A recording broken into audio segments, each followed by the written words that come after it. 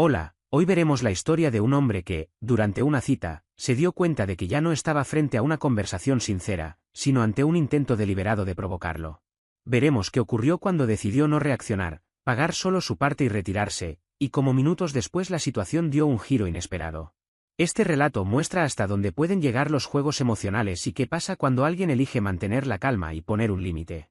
Para provocarme, coqueteó descaradamente con la persona que nos atendía. Decidí no participar, pagué solo mi cuenta y me fui. 20 minutos después, llegó su llamada de auxilio: no tengo dinero. Mi respuesta fue simple: pídeselo al mesero. Me llamo Matías, tengo 29 años y trabajo como coordinador logístico en una empresa regional de transporte en Carolina del Norte. No es un empleo llamativo, pero es estable y bien remunerado. Mi trabajo consiste en gestionar cadenas de suministro y asegurarme de que los camiones lleguen a donde deben, cuando deben, sin errores absurdos. Me gusta el orden, la previsión y que las cosas funcionen. Vivo solo en un departamento cómodo, dentro de un complejo tranquilo. Conduzco un Honda Accord 2019, totalmente pagado, que llevo a mantenimiento cada 3.000 millas. No por obsesión, sino porque no pienso arruinar una garantía por simple descuido. Lo compré certificado, con historial de mantenimiento real, no con promesas vagas. Tenía poco más de 22.000 millas y aún conservaba ese olor a coche nuevo. No es emocionante, pero es confiable. Una buena descripción de mi vida en general. Siempre he sido organizado. En mi cocina, los alimentos secos están en recipientes iguales, porque comprar tamaños al azar no tiene sentido. Mi armario está ordenado por colores, porque no veo por qué vestirse debería parecer una búsqueda del tesoro. Mi teléfono tiene aplicaciones agrupadas por función. Algunas personas lo encuentran encantador, otras exagerado. Yo lo llamo no vivir como un desastre. Conocí a Valentina unos 8 meses antes de que todo se desmoronara. Fue en la fiesta de compromiso de un amigo. Ella trabajaba como representante farmacéutica, siempre bien vestida, segura de sí misma. Empezamos a hablar de lo absurdamente costosas que son las bodas y coincidimos en que, al final, funcionan como campañas de marketing para el matrimonio. Se rió cuando comenté que el bar abierto era lo único honesto del evento. En ese momento pensé que conectábamos bien. Al principio, salir con Valentina fue sencillo. Le gustaba que llegara puntual, que planificara las citas con antelación y que pudiera mantener conversaciones que no giraran únicamente en torno a deportes o videojuegos. Los primeros meses fueron realmente buenos. Ella me enviaba fotos desde sus visitas a consultorios médicos, con comentarios irónicos sobre médicos incómodos o café horrible. Yo le contaba sobre retrasos en envíos y problemas logísticos. Había una dinámica fluida, sin drama. Su trabajo la obligaba a viajar constantemente por el estado, así que nuestros horarios requerían coordinación casi militar. Los martes y jueves se convirtieron en nuestras noches fijas para cenar juntos, porque eran los únicos días en los que sabía que no estaría en carretera. Yo elegía los restaurantes con una semana de anticipación, hacía reservas y organizaba todo con método. Pronto entendí que Valentina era exigente con la comida. No en un sentido caprichoso, sino en uno práctico, sabía lo que le gustaba y no quería perder tiempo en lugares mediocres. Así que empecé a llevar una hoja de cálculo con los restaurantes que visitábamos, lo que pedía, su calificación sobre 10 y detalles como estacionamiento disponible. Era eficiente y evitaba repetir sitios que no le habían gustado. Cuando se lo mostré, alrededor del tercer mes, le encantó. Decía que era tierno que prestara atención a sus preferencias. Se lo contó a sus amigas, presumía que yo recordaba sus platos favoritos y hasta los detalles logísticos. Su grupo de amigas estaba convencido de que había encontrado a alguien diferente. Valentina decía que le gustaba que yo fuera confiable. Según ella, sus exnovios habían sido inconstantes, cancelaban planes o se olvidaban de compromisos importantes. Uno la dejó plantada en su aniversario de 6 meses para ir a un concierto. Otro nunca organizaba nada y esperaba que ella se adaptara a lo que surgiera ese mismo día. Yo no era así. Responsable, maduro, atento. Palabras que suenan bien, hasta que empiezan a usarse como reproche. Cuando tus virtudes empiezan a presentarse como defectos, algo ya se torció en la relación. Conocí a sus padres alrededor del 4.º mes. Vivían en una de esas urbanizaciones donde todas las casas parecen idénticas y cuestan una fortuna. Su padre, Ricardo, asesor financiero, pasó la cena entera dándome consejos de inversión que no le pedí. Su madre, María José, insistía en saber cuándo íbamos a ponernos serios y darle nietos, pregunta que Valentina cortó rápidamente. Aún así, parecían agradados conmigo. Ricardo valoró que tuviera un plan de jubilación. María José se impresionó de que llevara vino y recordara que prefería blanco al tinto. El grupo de amigas de Valentina era variado. Camila, Su mejor amiga, trabajaba en marketing y tenía la vida bastante ordenada. Nos llevábamos bien. El problema era Francisca. Siempre hacía comentarios sobre los domésticos que éramos, que parecíamos un matrimonio mayor, que eso debía ser aburrido para personas de nuestra edad. Valentina se reía, pero empecé a notar que después de salir con Francisca volvía diferente.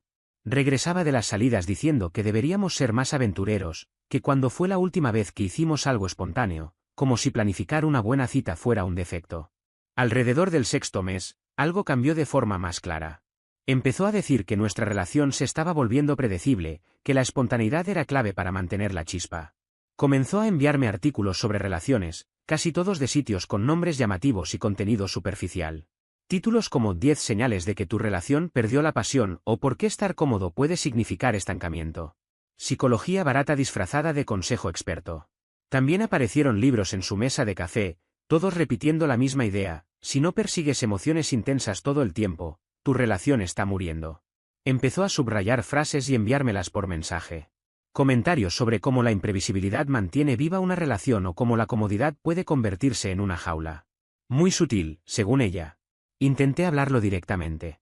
Le pregunté si estaba infeliz. Siempre respondía que no, que todo estaba bien, que solo quería mantener las cosas frescas.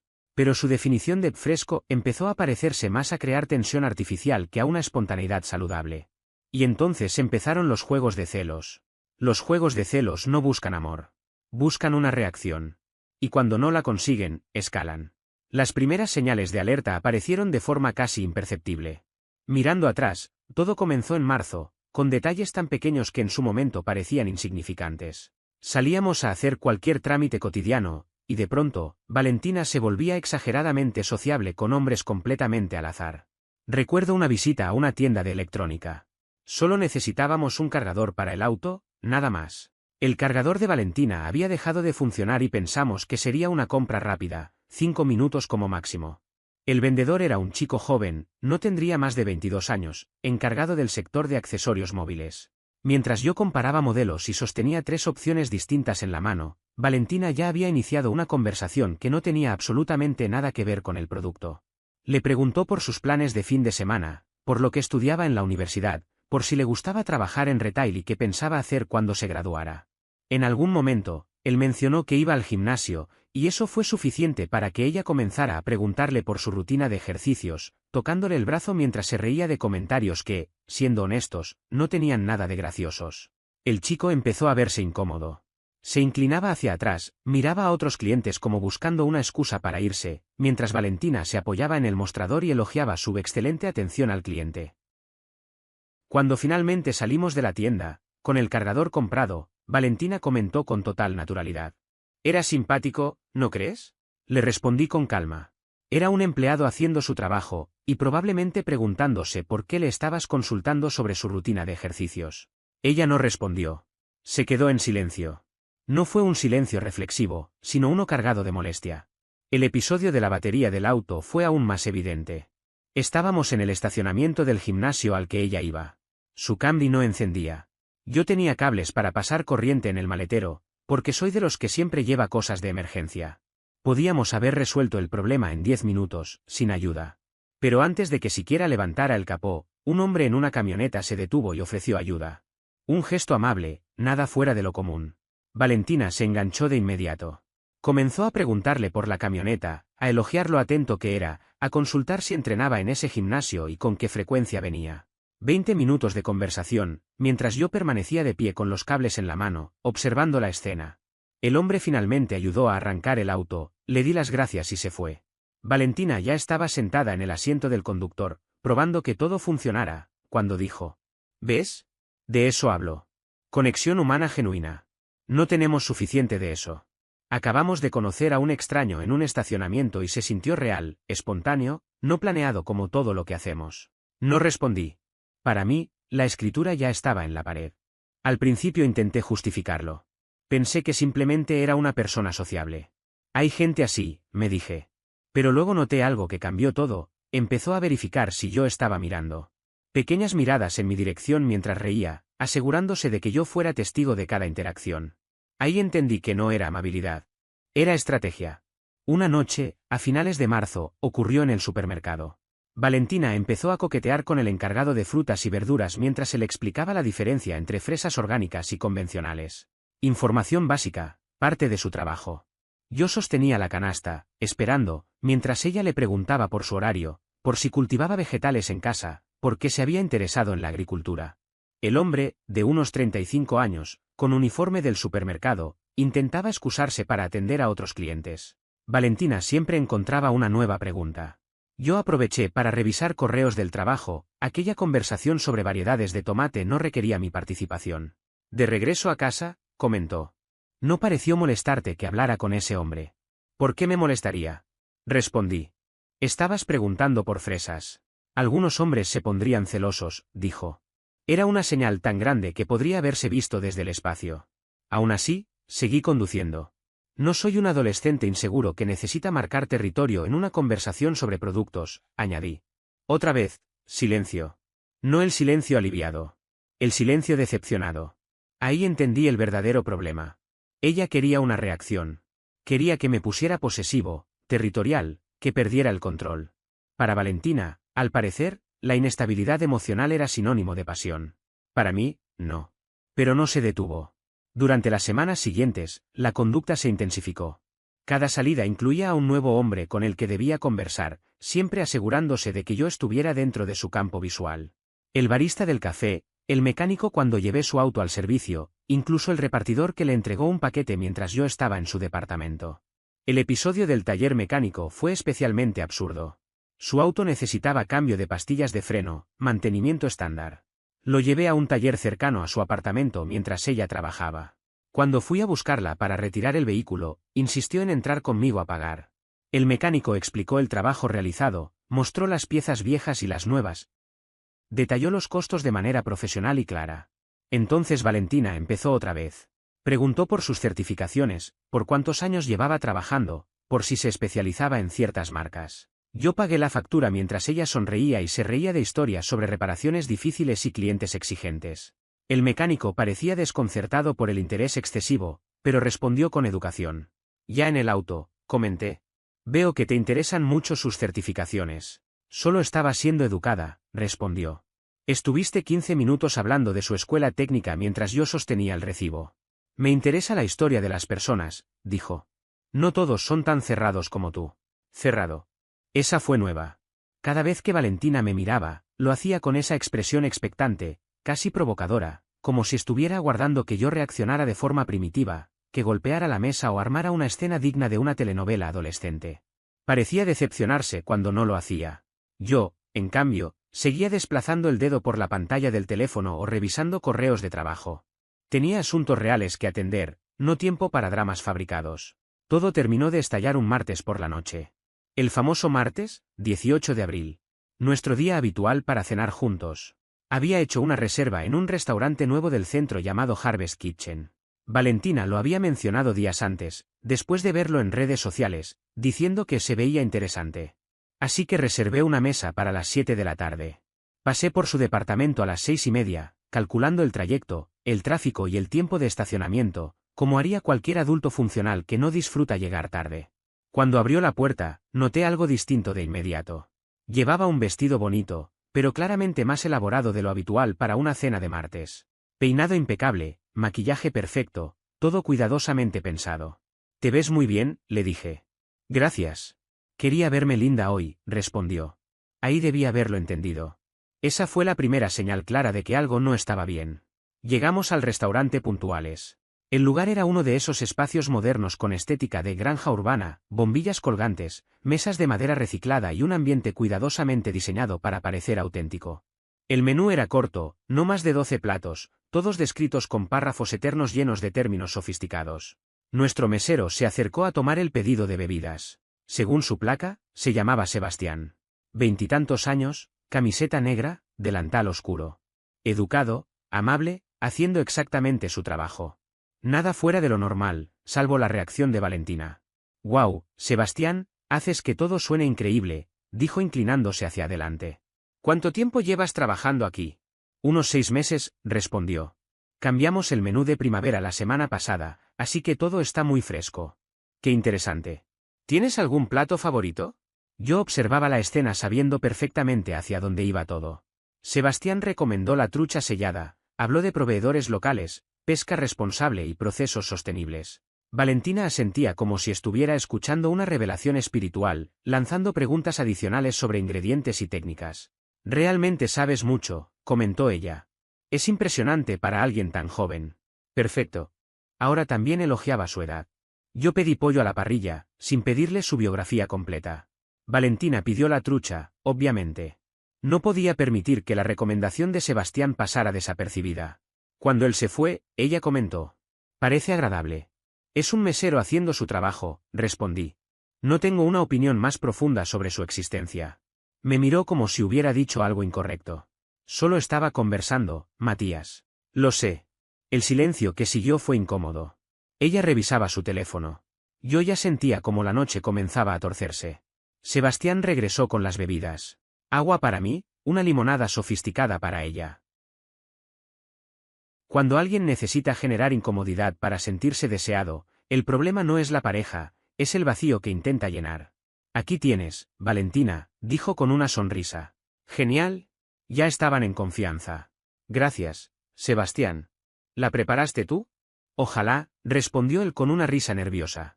Eso lo hace la barista, pero puedo transmitirle el cumplido. Hazlo, por favor. Eres muy amable. Yo bebía mi agua, observando todo como si estuviera viendo un documental. Un ritual de apareamiento perfectamente ejecutado por alguien desesperado por atención. Cuando miras la escena desde afuera y ya no sientes nada, es porque emocionalmente ya saliste de ahí. La comida llegó 15 minutos después. Sebastián explicó cada plato con detalle. Valentina interrogó cada ingrediente. De dónde venían las hierbas, cómo se preparaba el pescado, que contenía la salsa. Él intentaba mantenerse profesional, pero ya se notaba incómodo. Ella jugaba con el cabello, reía exageradamente, inclinaba la cabeza. El repertorio completo. Yo comía mi pollo. Estaba bien. Nada espectacular, pero aceptable por el precio. Valentina apenas probó 2 bocados antes de volver a hablarle cuando Sebastián pasó a preguntar si todo estaba bien. Es la mejor trucha que he probado, dijo. Tendré que volver solo para que me recomiendes más platos. Tienes un gusto excelente. Ya ni siquiera fingía. Yo terminé mi plato mientras ella continuaba con su espectáculo. Sebastián hacía lo posible por retirarse educadamente. Tenía otras mesas, y claramente no quería verse envuelto en lo que fuera que estaba ocurriendo en la mesa 12. Durante todo ese tiempo, Valentina me miraba de reojo, esperando una reacción. ¿Celos? ¿Enojo? ¿Algo? Yo seguía comiendo, revisé el teléfono un par de veces, respondí un correo sobre un camión retrasado en Virginia, revisé reportes logísticos para el día siguiente. Mientras menos reaccionaba, más intensa se volvía. Hay personas que no saben qué hacer cuando no obtienen la reacción que esperan. Entonces suben el volumen. Cuando Sebastián llevó los menús de postre, ella ya parecía estar evaluándolo para un puesto de asesor personal. ¿Estudias algo, Sebastián? Pareces muy inteligente. Estoy terminando administración de empresas en la universidad. Eso es increíble.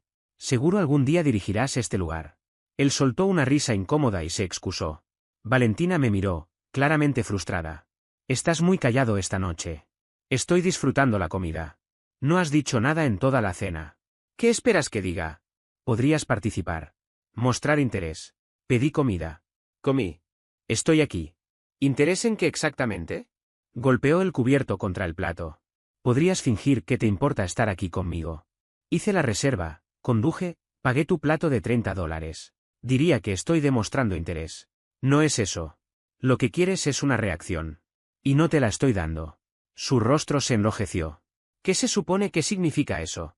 Significa que llevas 45 minutos coqueteando con el mesero esperando que me ponga celoso, y estás molesta porque no funcionó. El silencio cayó de golpe sobre la mesa. No un silencio incómodo absoluto, sino ese en el que solo se escuchan los murmullos lejanos de otros comensales, el tintinear de los cubiertos y una música indie suave flotando desde los parlantes del local. No estaba coqueteando, dijo por fin Valentina, con un tono defensivo. Solo estaba siendo amable. No todo el mundo es frío y mecánico como tú. Asentí con calma. Perfecto. Entonces voy a pedir la cuenta y nos vamos. Hice una seña a Sebastián, el mesero.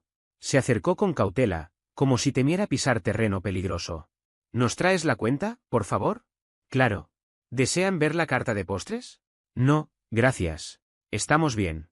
Levanté la vista y noté que Valentina me observaba como si acabara de sugerir incendiar el restaurante. Matías, no he terminado de comer. Miré su plato.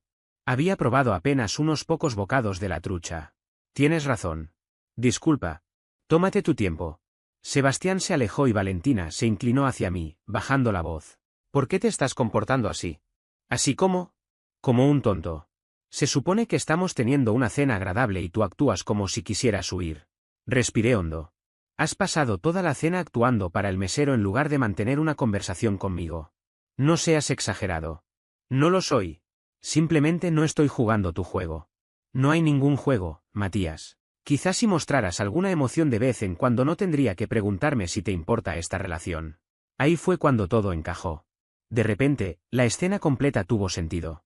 Valentina no quería estabilidad ni tranquilidad. Buscaba conflicto. Drama. Necesitaba provocar celos para sentirse deseada, como si perder el control fuera sinónimo de pasión. Cuando alguien confunde intensidad con amor, cualquier calma le parece indiferencia. Sebastián regresó con la cuenta. $68 por ambas comidas, más su limonada especial. Saqué la billetera, dejé 80 en efectivo y deslicé el dinero hasta el borde de la mesa. Esto cubre mi parte y la propina, dije mientras me ponía de pie. Tú tendrás que pagar lo tuyo por separado. Sus ojos se abrieron de par en par. ¿Qué estás haciendo? Me voy. No puedes dejarme aquí. Parecías bastante entretenida conversando con Sebastián. Pensé que agradecerías el espacio. Siéntate. Estás siendo ridículo. No. Estoy terminando. Caminé hacia la salida. Detrás de mí escuché a Valentina decir mi nombre varias veces, pero no me detuve. Crucé el estacionamiento, subí a mi Accord, encendí el motor y me fui. Durante todo el trayecto a casa me sentí sorprendentemente tranquilo. Sin rabia. Sin culpa. Solo una sensación profunda de alivio. Como cuando cancelas un servicio que llevabas pagando meses sin usar. 5 minutos después, el teléfono empezó a vibrar. Mensaje de Valentina. ¿En serio me dejaste aquí? No respondí. ¿Otro mensaje? Esto no tiene gracia. Vuelve. Silencio de mi parte. Entonces llamó. Dejé que fuera al buzón de voz. Llamó otra vez. Lo mismo. En el tercer intento atendí, más por curiosidad que por cortesía. ¿Dónde diablos estás? Exigió. De camino a casa. ¿Me dejaste en el restaurante? Sí. Parecías muy cómoda sin mí. No tengo dinero para pagar. Tú pagaste lo tuyo y yo me quedé con una cuenta de $40 que no puedo cubrir. Valentina creció en una de esas familias donde el dinero siempre estaba disponible, pero nunca se hablaba de él. Sus padres pagaban todo. Jamás desarrolló el hábito de llevar efectivo. Usaba aplicaciones para todo, lo cual funciona bien, hasta que estás en un restaurante que no acepta pagos móviles y pasaste la noche coqueteando con el mesero en vez de con tu pareja. ¡Qué mala suerte!, respondí. Matías, hablo en serio. Solo tengo $12. Parece un problema. Por favor, vuelve y paga. Estoy muy avergonzada. No, gracias. Entonces, ¿qué se supone que haga? Y ahí llegó la frase que convirtió ese mes en uno memorable. Pídele ayuda a Sebastián. Parecen haberse llevado muy bien. A veces, el límite más claro es simplemente no volver. Al otro lado de la línea hubo silencio. No de reflexión. De shock puro. No puedes estar hablando en serio. Completamente en serio. Buena suerte. Colgué. Después de eso, los mensajes se multiplicaron, primero furiosos, luego desesperados, luego furiosos otra vez. Activé no molestar y seguí con mi noche. Llegué a casa alrededor de las 8:30. Me cambié, preparé té, puse Netflix y disfruté de una velada tranquila, sin caos innecesario. Cuando llegas a casa y todo está en calma después de cortar algo tóxico, no sientes vacío. Sientes alivio. Y eso te dice todo lo que necesitas saber. A las 9:15 revisé el teléfono. 17 mensajes de Valentina. La evolución emocional era fascinante. Contesta. Esto es infantil. No puedo creer que hagas esto. Por favor, vuelve. La gente está mirando. El último decía. Le pedí a Sebastián si podía transferirle y aceptó. Espero que estés contento. Terminamos. Borraré tu número. Esa parte me hizo reír. Por cierto, nunca me bloqueó. Lo supe 2 días después, cuando escribió preguntando si podíamos hablar. Dejé el mensaje en visto. Ese fin de semana le conté todo a mi amigo Felipe mientras jugábamos básquet. O sea que coqueteó para darte celos y tú simplemente te fuiste. Exacto. ¿Y no tenía dinero? Correcto. ¿Y le dijiste que le pidiera ayuda al tipo con el que coqueteaba? Asentí. Felipe casi dejó caer la pelota. Eso es lo más brutal que he escuchado este año. Dime que no piensas volver con ella. ¿Para qué? Intentó manipularme toda la noche para provocar una reacción emocional. Bueno, la reconciliación podría ser interesante. Paso. No hago del drama un juego previo. En el trabajo, Catalina, una compañera, tuvo otra opinión cuando se lo conté. No digo que lo que ella hizo esté bien, empezó, pero dejar a alguien así es fuerte. No estaba abandonada. Estaba a metros de su auto, con teléfono y contactos de sobra. Solo quería que yo cediera. Aún así, ¿no crees que podrías haberlo manejado diferente? Claro. Podría haberme quedado ahí dejando que me faltara el respeto. O haber pagado su cena y premiar la manipulación. Pude haber reaccionado de 1000 maneras distintas. Pude haber levantado la voz en ese mismo instante, dejarme llevar por la rabia y devolverle exactamente la escena que parecía estar provocando. Pude haber discutido, hacerle notar cada gesto, cada palabra fuera de lugar, cada mirada dirigida con intención. Incluso pude haberme quedado, soportar la incomodidad y explotar después. Pero no lo hice. Elegí algo que, con el tiempo, entendí que fue mucho más contundente: retirarme. Salí de una situación que ya no me ofrecía nada sano y dejé que ella enfrentara, sola, las consecuencias naturales de sus propias decisiones. Irte no siempre es huir. A veces es la única respuesta madura cuando entiendes que discutir solo alimenta el problema. Cuando más tarde salió el tema con Catalina, se lo expliqué de esa forma. No como un acto impulsivo, sino como una decisión consciente. Catalina escuchó en silencio, cruzada de brazos, procesando cada detalle. Se quedó pensativa unos segundos antes de responder. Visto de esa manera, admitió al final, tiene mucho más sentido. Y lo tenía. Valentina no me trató como a una pareja, sino como a una pieza dentro de un experimento emocional. Observaba reacciones, medía respuestas, buscaba provocar algo. No tenía ninguna intención de convertirme en sujeto de pruebas psicológicas solo porque llevábamos 8 meses saliendo. Una relación no debería sentirse como una evaluación constante ni como un juego de poder encubierto. No estaba dispuesto a participar en dinámicas disfrazadas de romance. Las consecuencias llegaron rápido.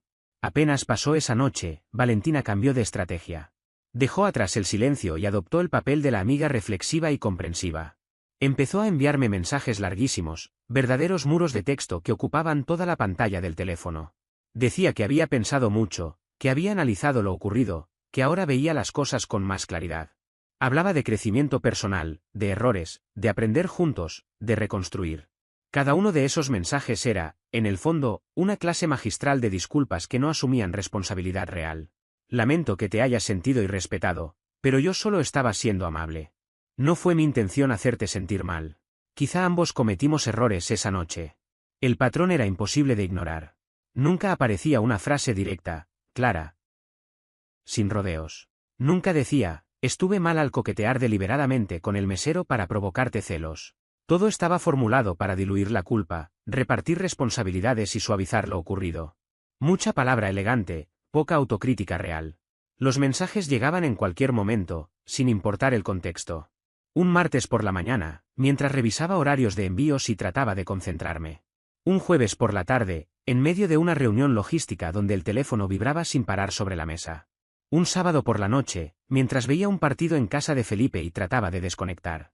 Siempre lo mismo, reflexiones tardías, discursos sobre cómo el amor exige esfuerzo, textos interminables que buscaban abrir un debate que yo ya había cerrado. No respondí ninguno. Hay conversaciones que no necesitan respuesta. Ella me mostró quién era en una situación concreta. Le creí. Y seguí adelante. Cuando alguien te demuestra quién es bajo presión, no necesitas más explicaciones. Necesitas coherencia contigo mismo. Al quinto día de esa avalancha de mensajes, volvió a cambiar de táctica. Esta vez empezó a enviarme capturas de artículos sobre comunicación en pareja, enlaces a publicaciones de Instagram sobre el perdón y las segundas oportunidades, incluso un episodio de un podcast que hablaba de cómo la cultura moderna de las citas hace que la gente abandone demasiado rápido los problemas arreglables. Todo parecía cuidadosamente seleccionado para hacerme sentir que yo estaba exagerando. Ignoré absolutamente todo. Tenía desactivados los recibos de lectura, así que desde su perspectiva no sabía si yo veía los mensajes o no. Desde mi lado, el silencio era total. Entonces escaló. Cuando dejó de obtener reacción, empezó a llamarme desde números distintos. Los fui bloqueando uno por uno, sin dramatismo. Primero usó su teléfono del trabajo. Luego llamó desde el número de su madre, María José. Después comenzaron a aparecer números desconocidos que resultaron ser amigos suyos que le prestaban el teléfono por una emergencia. Cada vez que veía un número que no tenía registrado dudaba un segundo, pensando que podía ser algo laboral. Contestaba, escuchaba su voz, colgaba de inmediato y bloqueaba.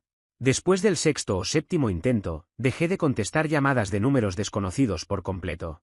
Era la única forma de poner un límite claro. Ahí fue cuando recurrió a los amigos en común. Le pidió a Antonia que me escribiera casualmente, con la excusa de saber cómo estaba y, de paso, mencionar lo mal que Valentina lo estaba pasando. Antonia me escribió un miércoles por la noche, de la nada. Hola, Matías, solo quería saber cómo estabas. Hace tiempo que no sabía de ti. ¿Todo bien? Nunca habíamos hablado a solas. Antonia era amiga de Valentina, no mía. La intención era demasiado evidente. Aún así, respondí con educación. ¿Todo bien? Gracias por preguntar. Genial. Solo quería asegurarme. Valentina comentó que habían terminado y se la notaba bastante afectada. Ya no estamos juntos, respondí. Y prefiero no hablar del tema. Ella insistió un poco más, diciendo que Valentina solo quería cerrar el ciclo. No esquivé la verdad. El cierre lo tuvo cuando me levanté y me fui del restaurante. Lo que busca ahora es evitar asumir responsabilidades. No es lo mismo. Antonia tardó unos segundos en responder. Espera, ¿la dejaste en el restaurante? No me dejó alternativa. Pregúntale la historia completa. Eso suena un poco duro. Pasó una hora coqueteando con el mesero para provocarme celos. Yo me retiré de una situación irrespetuosa. Eso no es dureza. Es respeto propio. No tuvo respuesta para eso. La conversación terminó ahí y no volvió a escribirme. Evidentemente habló con Valentina, porque poco después empezaron a llegar mensajes de otras personas de su círculo. Camila fue la siguiente. Luego apareció un mensaje de Daniela, a quien había visto exactamente una vez en una fiesta. Camila fue directa, sin rodeos. Valentina me contó lo que pasó en Harvest Kitchen. Fue muy frío de tu parte. ¿Te contó también que pasó toda la noche coqueteando con el mesero para manipularme, o solo la parte donde yo no entré en el juego y me fui? Dijo que malinterpretaste su forma de ser amable. Camila le preguntó al tipo por sus horarios de estudio, su rutina de entrenamiento y le dijo que algún día sería el dueño del lugar, mientras estaba cenando conmigo. Eso no es amabilidad. Eso es buscar una reacción. Hubo una pausa larga antes de que respondiera. Bueno, dicho así, sí. Quería drama. Y tú le diste consecuencias. Ahora está molesta porque no le gustó el resultado. Camila, al menos, lo entendió. Me dijo que comprendía mi postura, aunque Valentina estuviera herida, y me deseó que me cuidara. Agradecí esa honestidad, incluso si llegaba tarde. El mensaje de Daniela fue distinto. Un párrafo entero sobre cómo yo debería haberme comunicado mejor, cómo no es correcto abandonar a alguien en público y cómo las relaciones requieren paciencia. No respondí. No iba a debatir ética de pareja con alguien que apenas conocía y que solo tenía una versión parcial de la historia. La campaña de los amigos duró cerca de una semana antes de desaparecer. Supongo que Valentina entendió, finalmente, que no iba a ceder a través de intermediarios. El último intento llegó unas 2 semanas después del incidente en el restaurante. Era sábado por la mañana. Me estaba preparando para encontrarme con Felipe para jugar baloncesto cuando escuché golpes en la puerta. Miré por la mirilla y la vi ahí, de pie, con expresión cansada. Dudé un segundo en fingir que no estaba en casa, pero me pareció una salida que no iba conmigo. Abrí. Hola, dijo, con voz baja. ¿Podemos hablar? No hay nada que hablar, Valentina. Por favor, 5 minutos. Miré el reloj, deliberadamente. Tienes 3. Respiró hondo, como si hubiera ensayado ese momento. La arruiné. Lo sé. Intenté ponerte celoso porque pensé que así demostrarías que te importaba. Fue tonto e inmaduro. Y lo siento. Asentí despacio. De acuerdo. ¿Eso es todo? Preguntó, sorprendida. ¿No vas a decir nada más? Ya te disculpaste. Te escuché. Pero eso no cambia nada. Antes de que lo arruinara, estábamos bien juntos. Éramos convenientes juntos, respondí. No es lo mismo. Tú querías drama, intensidad y caos emocional. Yo quería poder cenar tranquilo sin convertirlo en un experimento de manipulación. Buscamos cosas distintas. La gente puede cambiar. Tal vez, dije.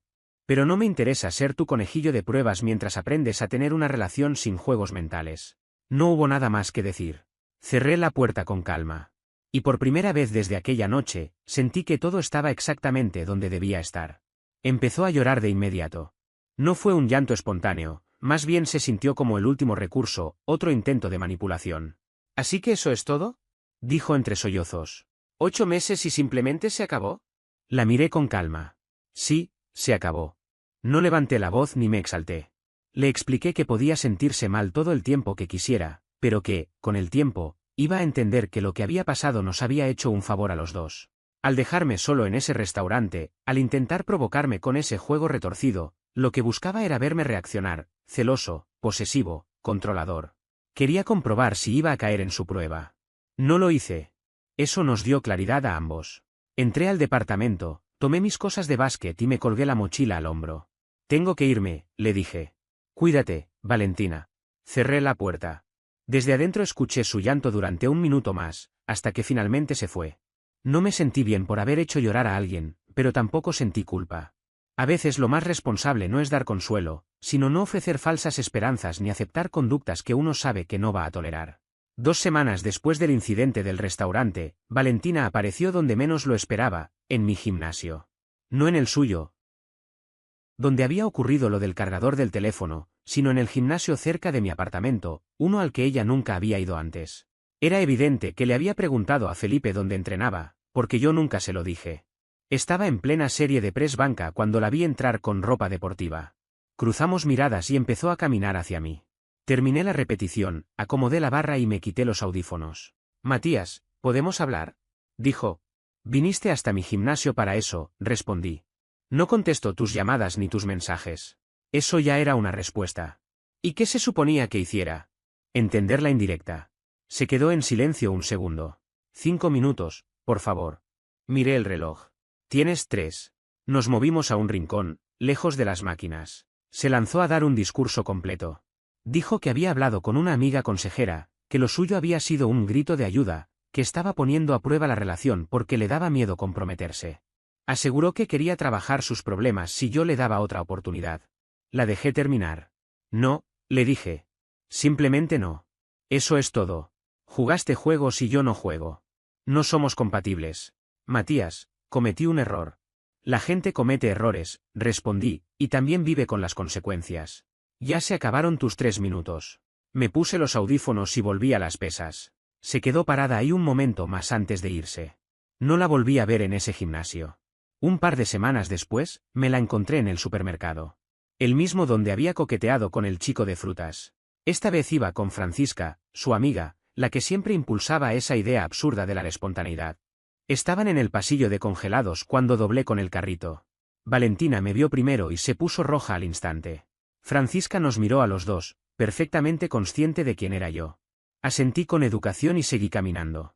Mientras me alejaba, escuché a Francisca susurrar casi gritando. ¿Ese es él? 5 minutos después, estaba pagando cuando Valentina apareció en la fila de al lado. Francisca ya no estaba. Valentina llevaba una canasta con cosas al azar, claramente había dejado a su amiga para interceptarme. El cajero estaba pasando mis productos cuando Valentina soltó. Escuché que has estado diciéndole a la gente que estoy loca. La miré. No le he dicho nada a nadie sobre ti. Antonia dijo que me llamaste manipuladora. Antonia me preguntó qué pasó. Le dije la verdad. Eso no es chisme. Me dejaste muy mal parada.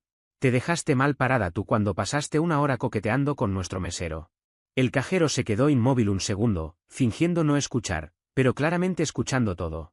Valentina bajó la voz. ¿Podemos no hacer esto aquí? Tú te acercaste, le dije. Yo solo estaba comprando. Tomó su canasta y se fue sin pagar nada.